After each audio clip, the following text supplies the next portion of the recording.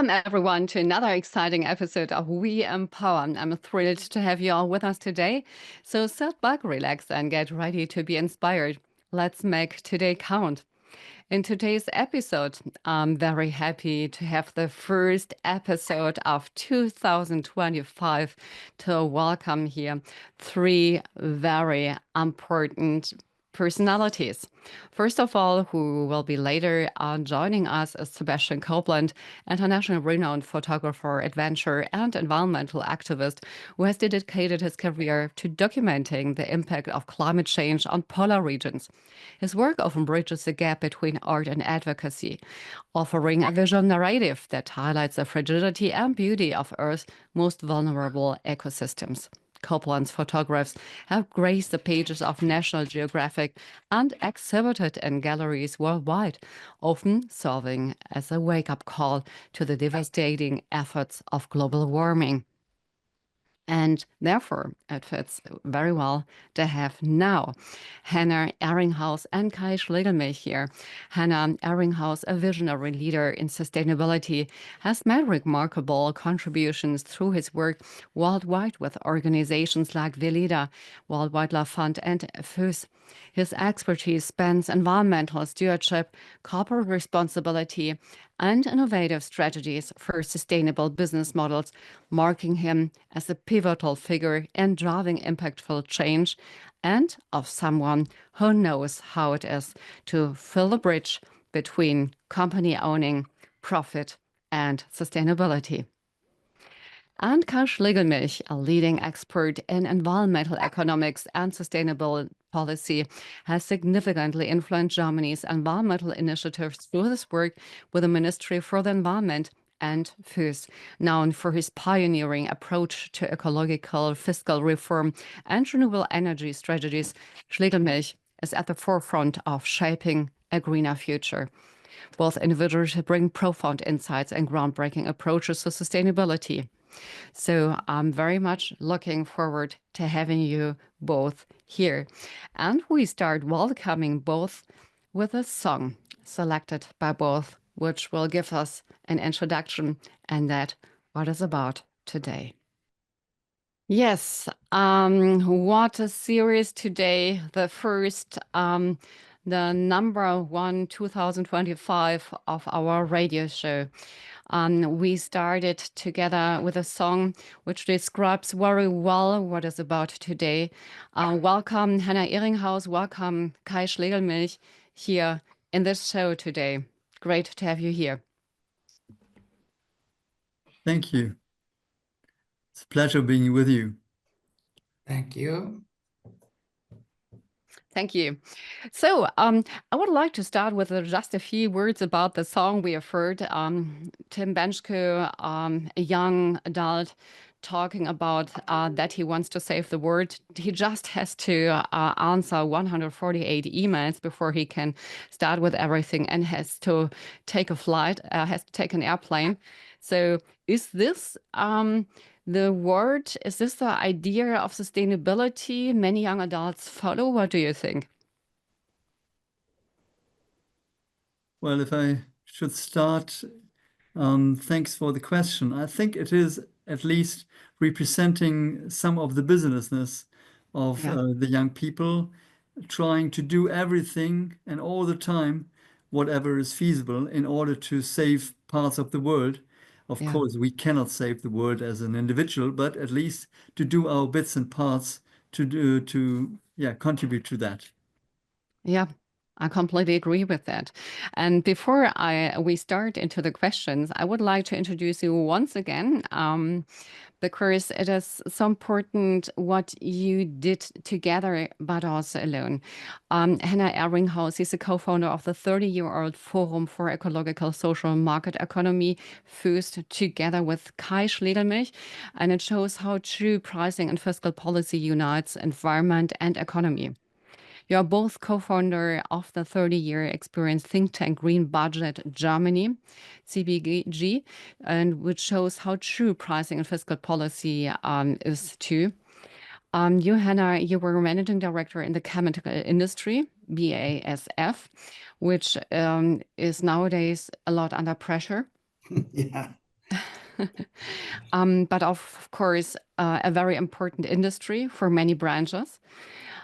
You were head of Wildlife Fund International under the leadership of the late Prince Philip, Duke of Edinburgh, vice president of Veleda, and president of GLS Bank, both institutions inspired by anthroposophy and the idea of a better world worth living in. You're founder of several ecological NGOs. And Kai, you are a sustainable personality by heart, as I know you when we met first time. You are an ambassador for this in every little detail, from your CO2 zero house up to your style, your sustainable style of living every day, over your job working for the Ministry for Environment, over you as a book author, keynote speaker. In every little toe, you are speaking, talking, living sustainability. Forefront man for the fiscal reform for sustainability, giving sustainability a better approach. I would like to ask or start with one question. I mean, there's a lot which unifies you, but I would like to start with one question. I mean, you made the path for giving sustainability an impact, which could have made which could have solved the challenge with sustainability, which could have solved also the meaning of sustainability in the eyes of the people, which could have solved even also the idea of if sustainability is good for employees, if it's good for prosperity, and so on. Why hasn't this happened so far? Is it too complicated that people haven't understood it? Because what we now face in Germany is, from my point of view, a catastrophe.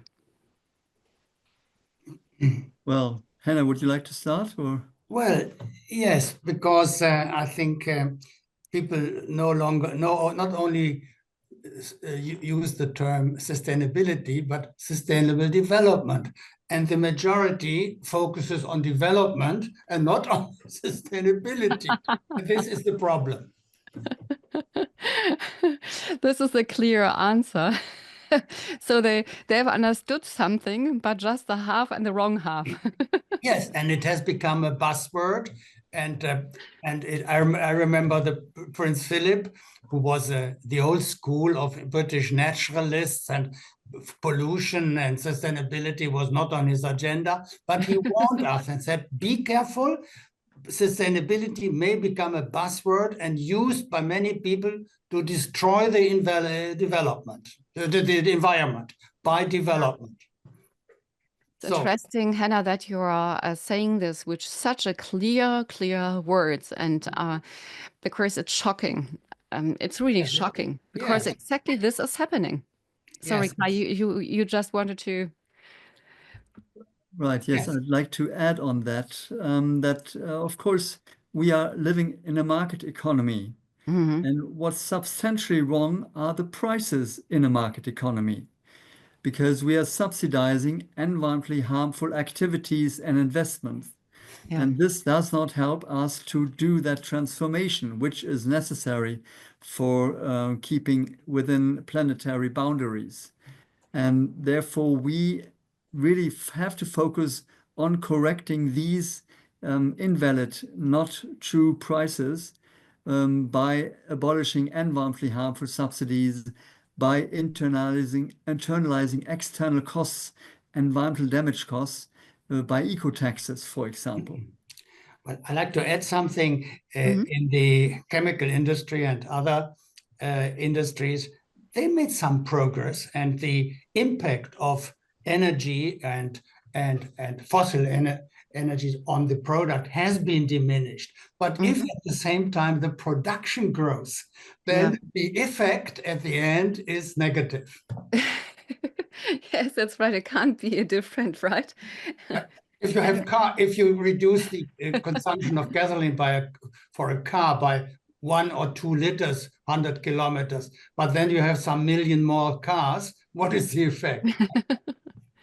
And isn't it just a two phases philosophy? I mean, on the one hand, we all need companies like BASF.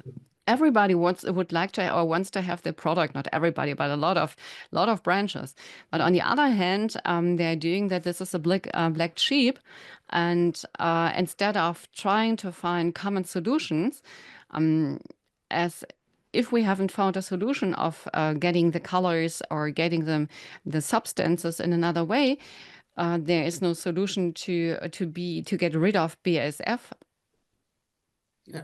Yeah, well, but if you see what keeps our, I'm afraid that in this very moment in Germany, in front of the elections, that we lose jobs in the old non-sustainable industries at a faster rate than we create new jobs in sustainable. Yes. The statistics do not yet show this phenomenon, but it will show up. So people are getting afraid that they lose their well-being, their comfortable situation. Mm-hmm. And this is, you see, nowadays we are not nationalists, we have no monarchy, we have no national pathos. What keeps the society together is security and the well-being, wealth. Yes. And if this is threatened, it will become a problem for the democratic society. And this is something where we have to harmonize the two processes, creation of new jobs in sustainable energies and the loss of jobs in the non-sustainable. It has to be harmonized. Yes, exactly. And AI is there not the answer for that. Kai, you wanted to add something? Yes, absolutely true, of course, on the one hand. But on the other hand, we just had a very positive news in the beginning of this year that more than 70% in the meantime in Germany of the electricity stemming from renewable energies. And this is exactly creating green jobs in this area, which we urgently need. So we successfully phased out nuclear power. We are about to phase out coal power as well. So we really help the transformation, and it works. We've done that now for 25 years in Germany, and it's a real success story. And that's what I'd like to start with at the beginning of the year. You need the positive news, you know? Yes, that's right. Very good, very good. There are success stories, of course, but the weights are different. Car industry and 800,000 jobs, and the new jobs in the green industries are maybe 5 digits or 100,000 or 200,000, but 800,000 jobs in the car industry are in danger. Yeah, that's right. And I mean, we won't fill it with the jobs created by AI for a technology, for example, because they eliminating jobs, of course, on the other hand. And if we look at the energy, isn't it still that we are buying in Germany energy from nuclear power from other countries? Well, this is partly the case only. It depends on the season, actually. And Right. in fact, in summertime, when France, for example, runs basically or tries to run its nuclear power plants, they lack a lot of water for cooling. Right. And therefore, they have to size down their operation of the nuclear power plants. And that's why then Germany comes in with the masses of renewable energies, and we are delivering France with renewable energy. Exporting to France.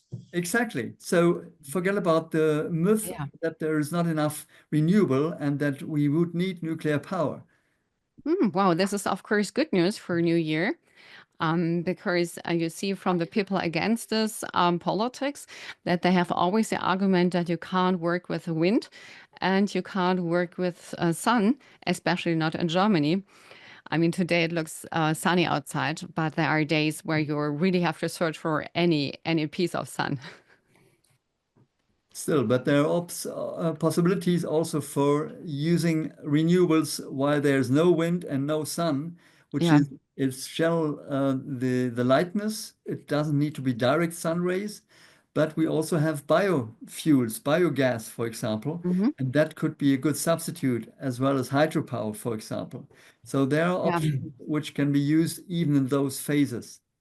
That's right. And this is super important to talk also about this because we have alternatives. Hannah Eringhaus and Kai Schlegelmilch, both individuals bring profound insights and groundbreaking approaches to sustainability, bridging the gap between policy, business, and environmental preservation. Their work inspires actionable change toward a more sustainable world, and this not just for now. It has been from both for approximately 30 years because then they founded two very important organizations. Kai has, I guess, also a book with him, which they both published together. The name is The Way to the Ecological Tax Reform. And this book presents a major approach of how we envision and suggest an ecological tax reform to be designed. Unfortunately, it was logically not visible to have also on the picture we showed before in Tanner. So it's great that Kai has a book now with him. So we see the book and see that that it's a common work they did together. Of course, thank you, Kai, for showing the book. I mean, we we know from Meadow, from Club of Rome, that a book can't change the world, even if it shows the reality in very drastic forms and fact figures and numbers. But what could be the right, and also this is a question, of course, also for Hannah, what is important to bring the people into the other on the other path, on the path that they understand that sustainability shouldn't be used as a buzzword, that sustainability is super important and we can't live without, that it even needs more a kind of regenerative sustainability if we want to still live in a world worth living in. And I would like to illustrate it with a very small story. As you know, both that I spent some time in India currently, and the first day being there, meeting Austrian woman from in the 60s, which fought against nuclear power in her younger ages with her daughter, which told me in her first sentence, "I think I'm different." I said, "Oh, that's great. What does it mean?" She said, "Oh, I'm in a group of people. We all studied and we are coming all from very important families, but we are against capitalism. We just hate capitalism. We fight against that." And I said, "Yeah, but for what?" She said, "It's just against capitalism." And I said, "Yeah, but what is your alternative?" She said, "First, capitalism has to be removed, and then everything good can come." So I found this a bit shocking. A very qualified young woman with this positioning without any idea to discuss because of lacking of arguments. So my question once again, what do you think? What does our society and our economy needs of concrete messages to drive it to the better in Germany, but also international? What you just said, against capitalism, what the Australian lady said, I think it is a big mistake if the green movement falls into this trap, right and left. And because for reasonable people, common sense people, there are good policies and bad policies, pragmatic policies, but right or left are categories of the past. In France, they may still live on this old systems, but in Germany not. And the Green Party in Germany became important and in power in Stuttgart, for example, when they moved to the center and when they dropped this old schisma, right or left or left or right. I think this is wrong. Kai? Yes, I agree on that, of course. And it's really about getting solutions done and not being against something without alternatives. You have to have a picture of what do you envision to have instead of the capitalism, for example. And I think it's not really the capitalism, but it's really the market economy we have to address and getting the prices right. Because then the chance is that people do the right thing, even if they do not think about whether they are environmentally conscious or whether they would like to do it. They simply do it because it is profitable. It pays off. and then the entire economy would be shifting in the right direction. You can imagine this as being country like that, everybody who's environmentally friendly running against uphill. Now we have to shift the level playing field, and then most of the people are running down automatically in the right direction. That is the secret about the market economy. Therefore, I believe in it. Kai, when we started 30 years ago, this tax reform business, our idea was when then the oil price was below $10 the barrel. It was very, very low. And therefore, let's prepare for the future. When the prices go up, let's become more efficient, and let's slowly and gradually make the increases so that the industry can adapt to it, can plan. But then we had this terrible Ukrainian war, the attack of the Russians again, and now the energy prices, gas prices skyrocketed, and this creates some problems for some industries. Yes, exactly. Kai? I completely agree. But on the other hand, if we look back 30 years, indeed, $10 per barrel, that was, of course, nothing nowadays. But we managed to introduce the CO2 price in Germany back in 2021, and ever since increasing it stepwise, announced in a predictable way, so that every company, every household can assume that in advance whenever there's a new commodity to be bought or anything to be planned or consumed. And that means companies also have the incentive to now already produce and research on the most modern, efficient, renewable commodities they need, so that people will also buy them because they know prices will go up sooner or later. And that's exactly what the market economy charm is about. Yeah, I completely agree with you. And I think also, yes, I think we are lead alternatives. And it looks like that people start understanding that sustainability is not a buzzword, but sustainability can be a life mover if we do it right.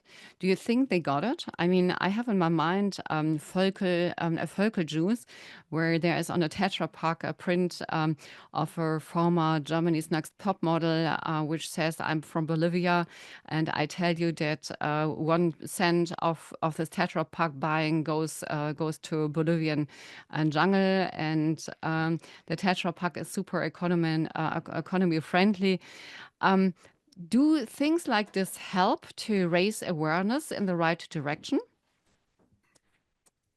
Well, there are many, many good examples, and Tetra Pak also gave good donations to WWF. I remember conversations with the then owner of Tetra Pak. Yes, there are many, many good examples. But if I look, I'm 87 years old, so that means I have an overview over the whole green movement. And in the 60s of the last millennium, we created NGOs, WWF, Greenpeace. Some years later, we had hundreds and hundreds of environmental ministers. And if I look back at this, many, many years, and ask myself, did we stop the destruction? Did we become sustainable? Do we leave a better world to our children? The answer is clearly no. And that is why the youngsters become so angry.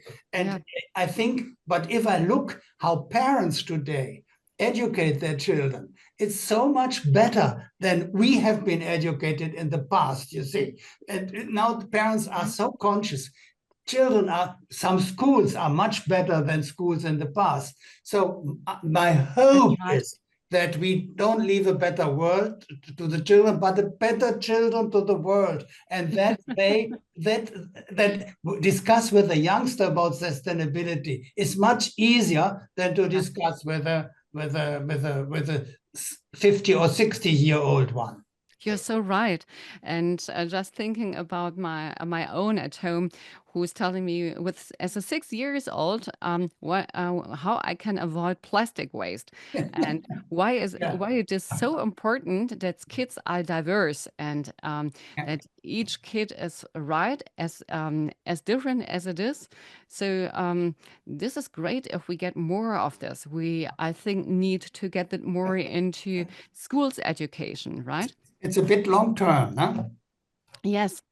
I mean, we have upcoming now the WEF in Davos 2025. And would you say that meetings like WEF or COP, that these are places which are important to drive the world for the better? I mean, you know that critics raise loud about these airplanes flying there, about people just meeting there for their reputation.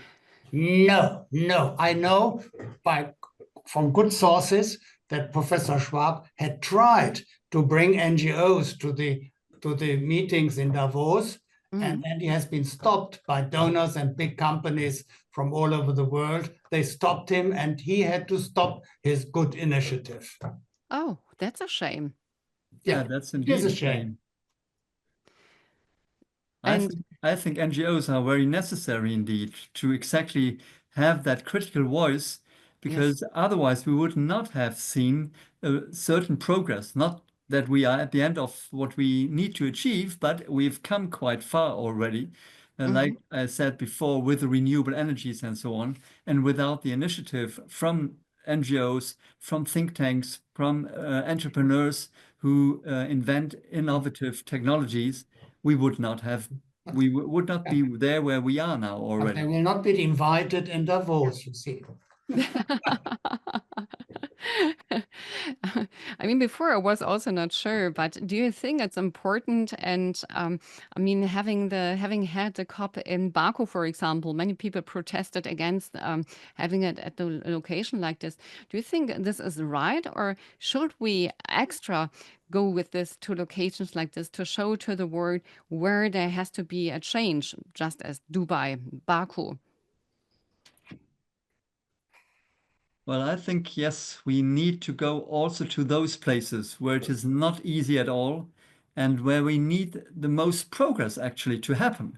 So the more we have to go into these places, this does not mean that we accept their general conditions, their general politics, and so on, but we need to deliver the message there. And that's why we have to go to those places to convey them our message and to convince them that, yes, even though we do not accept your political circumstances, your regime maybe, but still we need to address the people there. We need to see that they also have hopes for their children, and we need to have a better environment also in their areas. And that's why we need to go there. It does not mean that I would love to go there, but at least we have to see we are one planet, and therefore they also belong to that planet, and there can be changes possible. We've seen that in other countries. So you never know when this happens, when the moment is right, that a change happens. I'm frustrated by the fact that they only mainly discuss financial issues, how much and who has to pay to less developed countries, and this is not the main issue. I think the developed countries have to do their charity begins at home. They have to give a better example to the rest of the world. The people in Indonesia and in Africa, I have been traveling for WWF in these countries. They know exactly what sustainability is, even without lectures and explaining and teaching. They know if you cut the forest in the next hills, they will have no water. They know this already. And so we have to support them, but we have to, above all, give a better example by doing a better job on our emissions here in our industrial world. I completely agree with you. Yes. And I always think that it's important to give a sample on your own, a personal example, just by, for example, writing a book as you did, or spreading the word as you do. Going into your personal life, and I would like to ask first, Kai, which experience had the greatest impact on you in 2024? Well, thank you for that good question, because indeed, last year was probably the year with most impact for me, as I was modernizing an old building and equipping it with clay walls, but Wow. making it also climate positive, which means we installed a 10 kilowatt peak photovoltaics, an electricity storage, and a heat pump. And Right. that is the most advanced that you can do currently, as I understand. So I've invested in my lifetime now, and hopefully this pays off at a certain moment. But already now we feel so blessed by that, and I feel much better, of course, knowing that I'm climate positive. I can imagine, and I think it pays off because you see how much you can save with just solar energy, with all these passive energy creators, which just the nature gives us. And I think this should be a role model for each and everybody who can do this.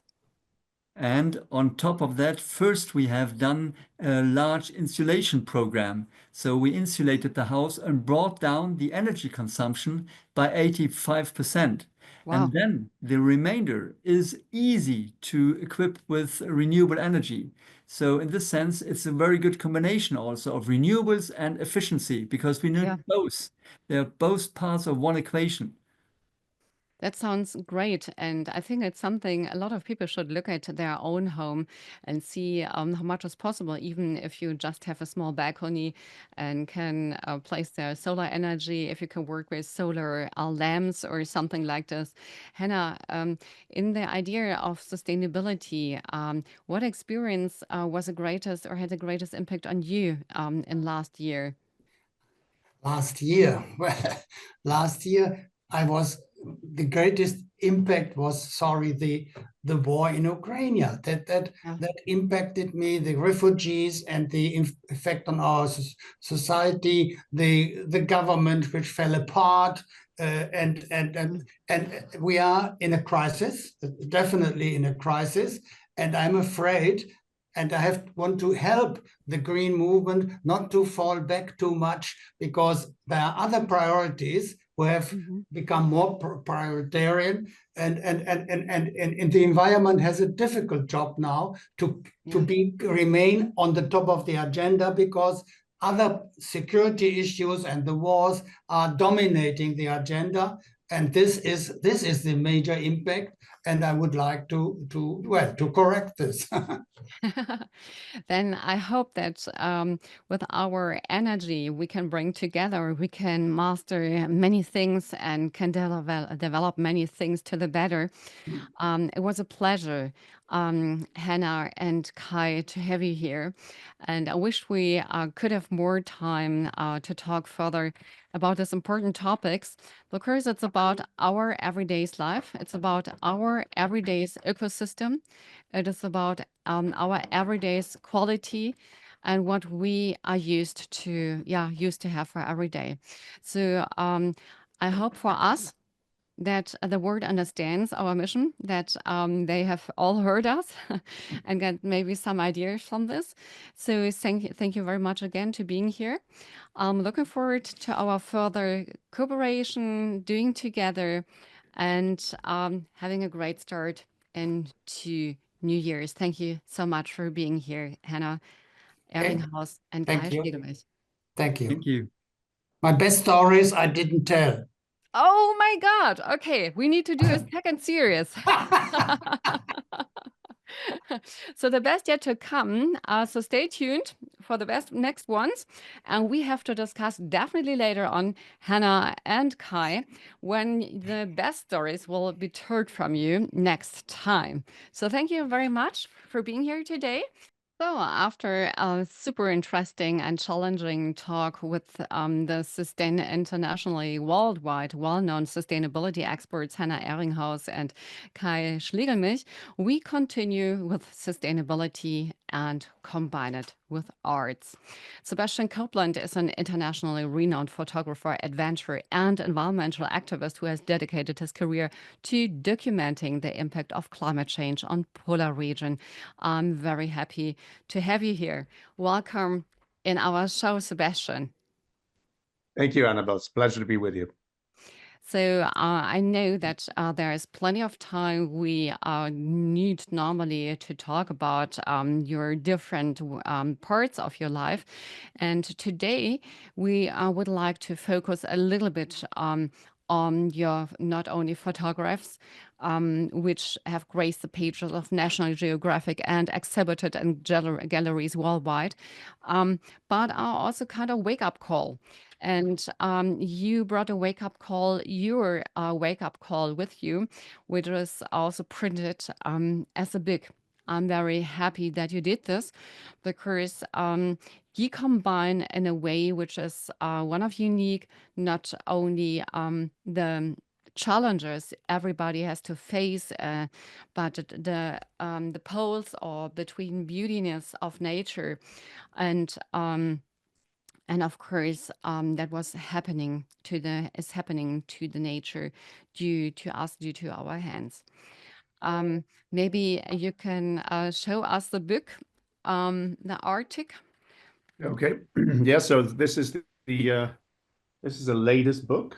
It's called the Arctic, a darker shade of white, and it's it basically chronicles about 35 years of polar travel, and covers a variety of topics and geographies. And oh, is it upside down? It is upside down there. So anyhow, it's better to see in person, but it has a oh, that's interesting actually. The cover that they sent is upside down. That explains it. Anyhow, this is the book. There's a foreword by Jane Goodall, and and an essay in there by me that essentially does a 360 on the polar regions from its history, both in terms of paleoclimatology, and then anthropology as well, and then more recently in its geopolitical implications. Yeah, I would also say it's a kind of urgent call to action, your book. And I mean, you published it against the backdrop of that what you saw, and what you try to bring it into picture, and then you capture the stark beauty of the region while shedding light on its transformation due to climate change. And the Arctic, often seen as a pristine wilderness, is rapidly losing its icy mantle, affecting not only local ecosystems but the planet as a whole. With your lens, you give breathtaking landscapes and show them, but also the harsh reality of their disappearance. Have you have you felt last trip to the Arctic a very special urgency which brought you to the book, or what was the point of knowing the world needs this book urgently?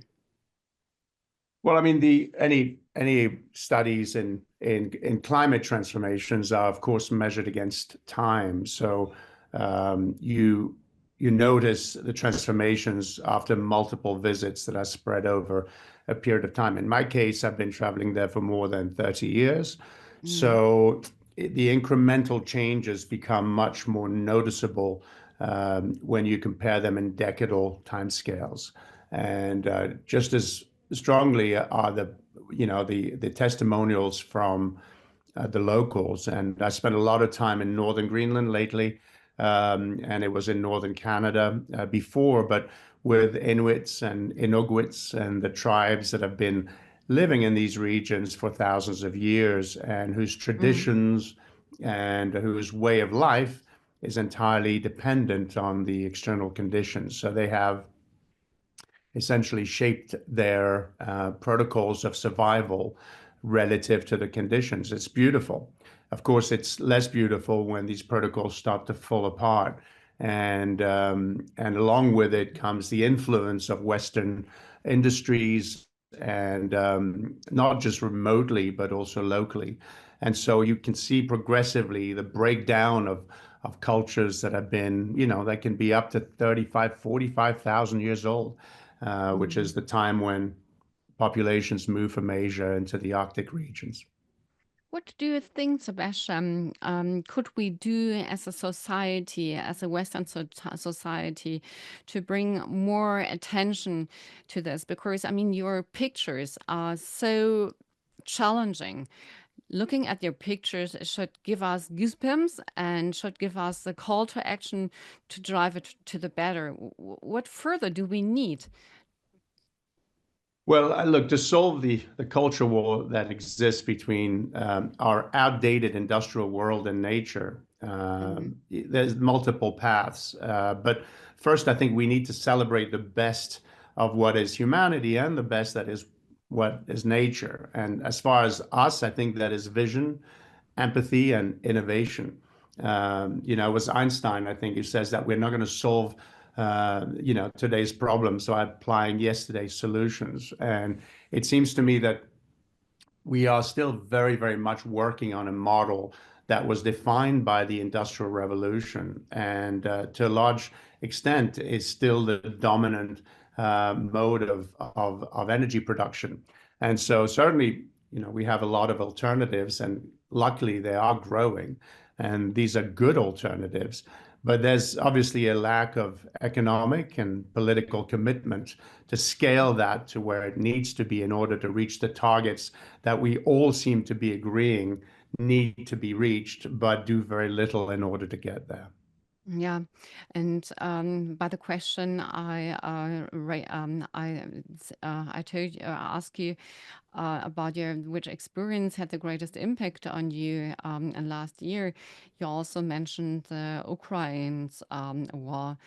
How is it to look at this with the eyes of a photographer, but also with the eyes of somebody who likes to drive the world to the better, to see what a war like this moves with the country itself, with the people, with the nature, with values?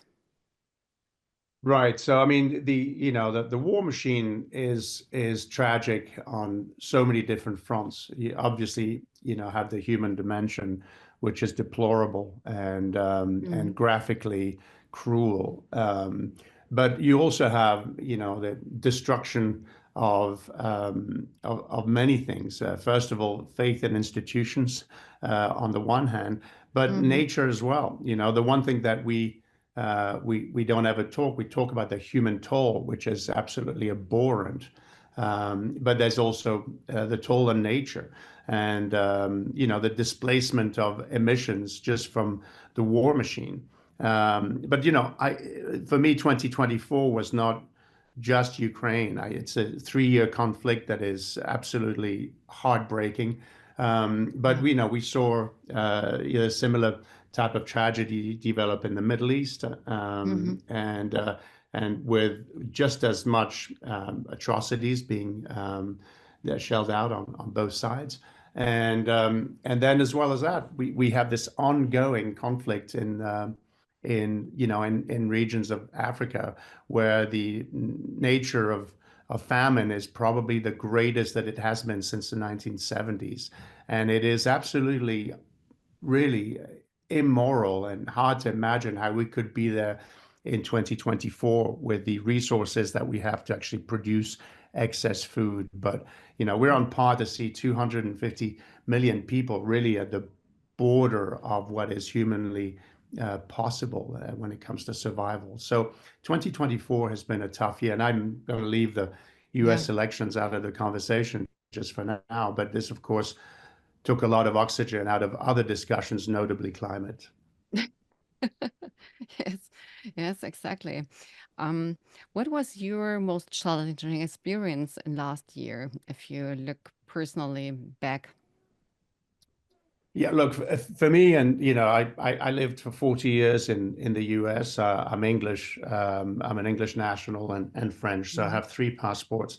And but I have to admit that the most, and it's a hard pick. I've just given you 3 instances which are absolutely, earth-shattering in their tragic implications. But looking at what a long-term implication is, and for me, what was probably the most emotionally difficult was the U.S. election, because its implications have far-reaching consequences. It somehow gives a green light. I always say that when the U.S. sneezes, the rest of the world gets the flu.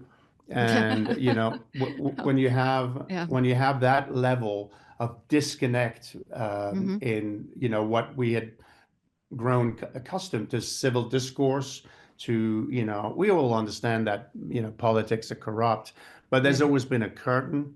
There's always been protocols that at least disguise it somehow. But when you see the sheer ugliness of what has happened, and particularly the support, the popular support for it, and I don't blame the people. I think that generally speaking, and this is a very important point in this world that is so polarized and divided, is I really believe in the good of people. In fact, if you spend any time with the majority of people, they will tend to be kind, empathetic, generous, but yet they're biased to politics that are abhorrent, and they do so out of fear, right? So we're in this world where now this prevalence of fear is leading people to make decisions that are a complete break from historical protocol. And of course, there has been precedence. Of course, there always is precedence. And generally, that precedence has led us to some of the worst chapters in history. Yeah, that's right. You're believing in good. You're going to areas in the world where you take photographs to open the people the eyes. What are your next plans for doing so to spread the word to the people? I'm lucky that my work is entrenched in this discussion. So everything that I do in the end is messaging. There are three drivers of transformation. You have policy, innovation, and marketing. I sort of end up in the marketing camp. I'm science trained, and of course, photography is nothing if not the best form of marketing, because it informs a very, very precise moment in time, and it captures time, and God knows these times need to be captured. So I always say that beauty is the link that unifies us with nature, and it gives the arguments to commit the mind to a program of action. So with me, photography is a way really to transport this. And when we fail to listen to nature, photography can make us hear with our eyes and draw that emotion in, and at least open a door to dialogue, to something that for many people may seem quite abstract. In the polar regions, to many people feel distant, in spite of the fact that they are the canary in the coal mine and should be considered to be a harbinger and a cautionary tale. Yeah. Yeah, that's right. Going back to your book, because we are coming, unfortunately, today to an end. You said that Jane Goodall wrote the foreword in your book, and it's not just, I think, some ideas for driving the world a better place, what you have in common with her. She's exactly 30 years older than you, right? But there's much, much more to say when it comes to that, what brings you together. Do you want to share a few words of that with us? Yes, well, Jane has always been a role model to me and to so many. I grew up with, reading. My mother was fond of her, and so as a child, I was aware of what her work on primates was, and she's always been a champion for the natural world. So she remains one of my heroes. I'm so glad to have her grace the pages of my book. Thank you so much, Sebastian. It was such a pleasure to have you here. We will have you in a couple of weeks here again, and I'm happy to talk further to you. Meanwhile, I wish you all the best for your trip, your current family trip, and hope that you have a lot of sun, good weather, and a lot of snow, of course. There, I want to thank you all for being part of today's episode of We Empower, the weekly radio show which is dedicated to celebrating the strength, resilience, and limitless potential of us, of human around the globe. Join us again next week as we continue on this empowering journey, sharing real stories of triumph, upliftment, and empowerment, what we can do in our daily lives to make a world and a planet a better place. So thank you very much for being part of our community. And until next time, keep shining and empowering others in whatever you do. Together we rise. Thank you very much for being here, listening, and taking part. Thank you, Anabel.